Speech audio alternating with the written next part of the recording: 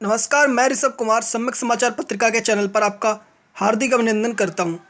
आज हम आपके सामने औरंगाबाद की घटना के संदर्भ में चर्चा कर रहे हैं। किस तरह देश भर के मजदूरों को बेहद परेशानियों का सामना करना पड़ रहा है। बहुजन समाज के महानायक मान्यवर काशीराम जी ने अपने संघर्ष काल में इस समस्या का गहन अध्ययन किया था।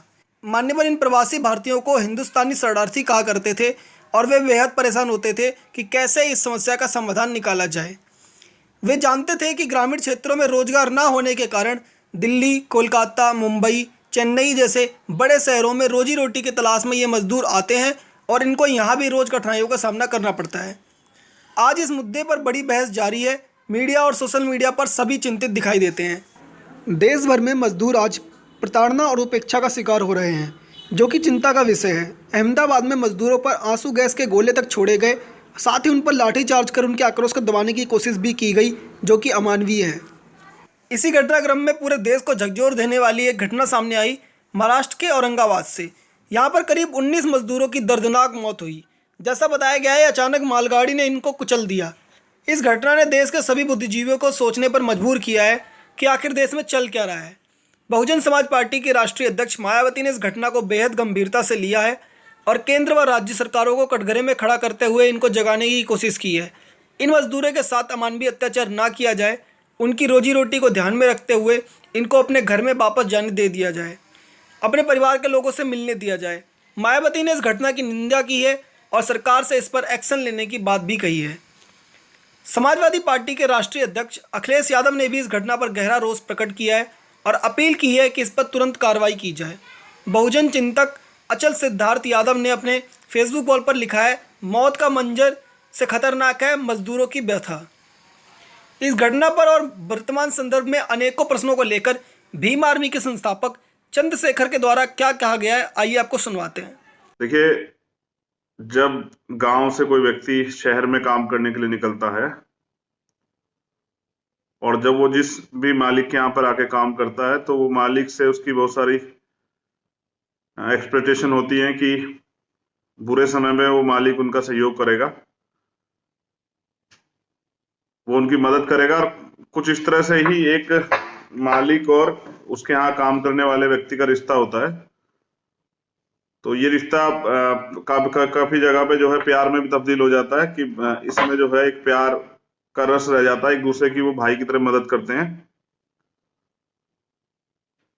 लेकिन कुछ लोगों की संवेदनाएं समय समय पे मर जाती है, जैसे अभी हुआ कि पूरे देश में लॉकडाउन हुआ और जो मजदूर वर्ग जो है यहाँ पर काम कर रहा था शहरों में, मालिकों ने एकदम हाथ खड़े कर दिए। उन्हें कहा कि आप कहीं भी जाइए, कैसे भी जाइए। जो लोग अपने घरों के लिए निकल गए, वो मालिकों ने जो लोग निकाल दिए, वो लोग अपने घरों के लिए चल पड़े और सरकारों ने अपने अपने बॉर्डर पे बैरिकेडिंग करके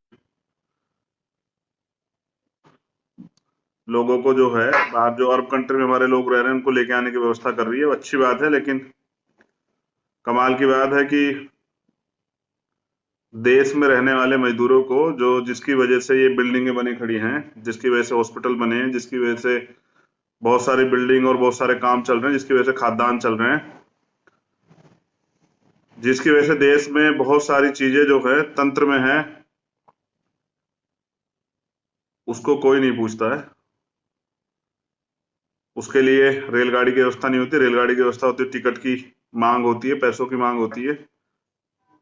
आप जानते हैं लॉकडाउन में हालात बद से बदतर है। जो आदमी, देखिए मिडिल क्लास जो लोग हैं वो मांग तो नहीं सकते, किसी के पास जाके हाथ नहीं फैला सकते, एक सम्मान की वजह से वो घरों में है। लेकिन क्योंकि 2-2 महीने से रोजगार नहीं मिल रहा है, तनख्वाह नहीं मिल रही, बहुत सारे साथी हैं जिनको प्राइवेट में जो लोग जॉब कर रहे हैं उनको तनख्वाह नहीं दे रही है कंपनियां, मालिक नहीं दे रहे हैं, क्योंकि वो बोल रहे हैं काम नहीं चल रहा है। तो वो लोग कहाँ जाएंगे?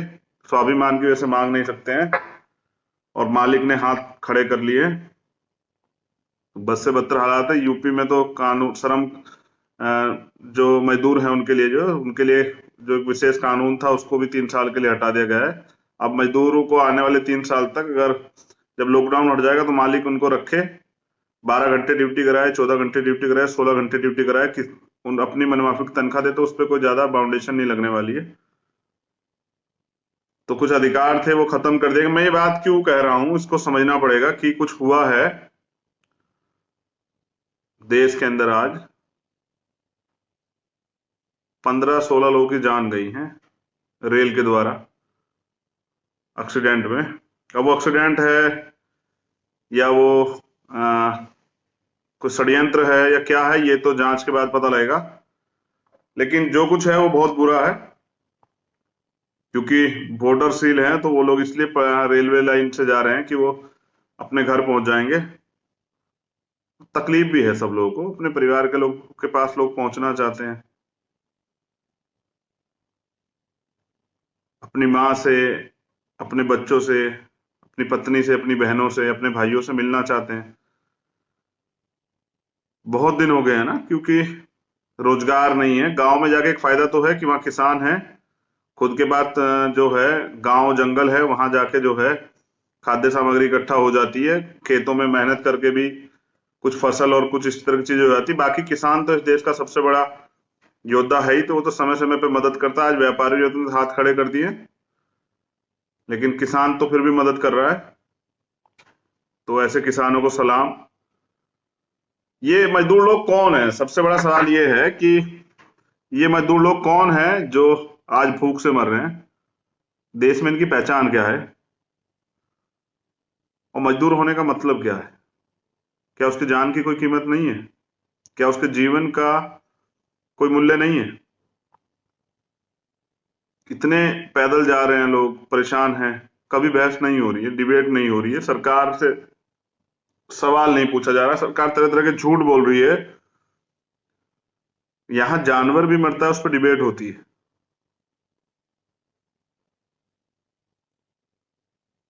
इन पे क्यों डिबेट नहीं हो रही है? क्या इनको इंसान नहीं माना जाता? क्या इनको जानवर भी नहीं माना जाता? क्योंकि मैं कह रहा हूं जानवरों पे भी डिबेट होती है।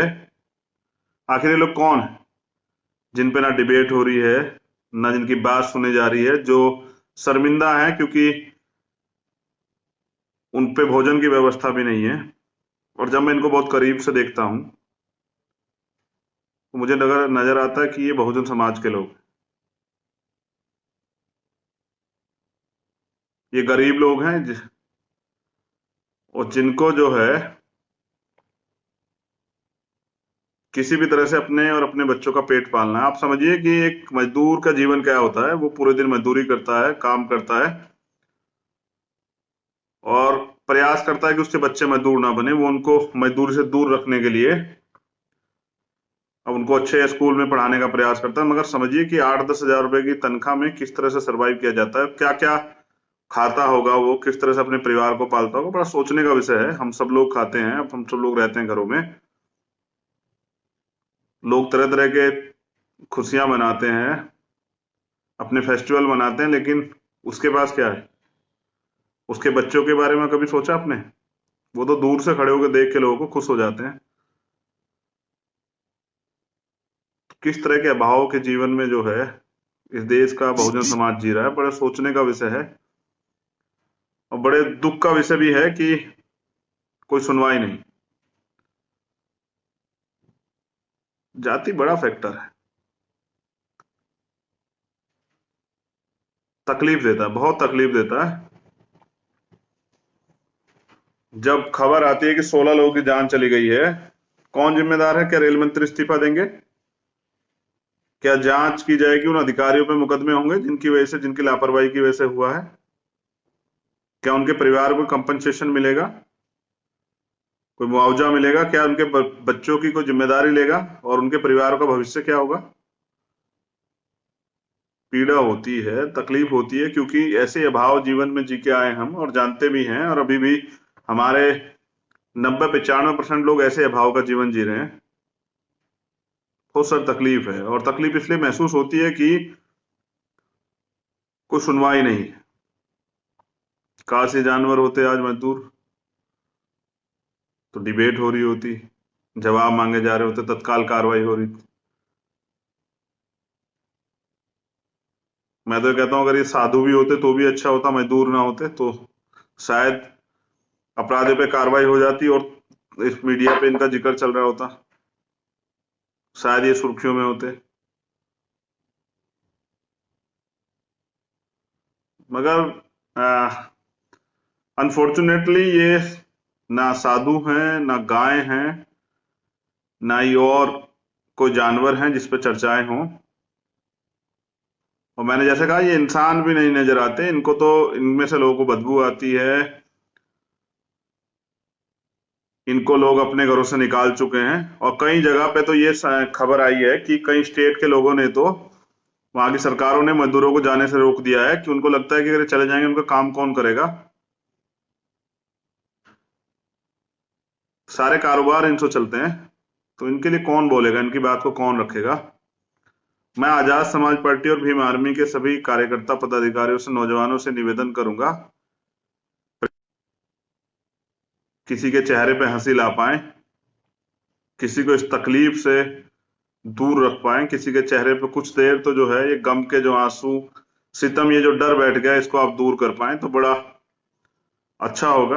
कर भी रहे हैं बहुत सारे लोग, आपको तो सलाम जो लोग कर रहे हैं बहुत सारी जगह पे, लेकिन जो नहीं कर रहे हैं उनके लिए भी तो कहना पड़ेगा ना कि वो करें।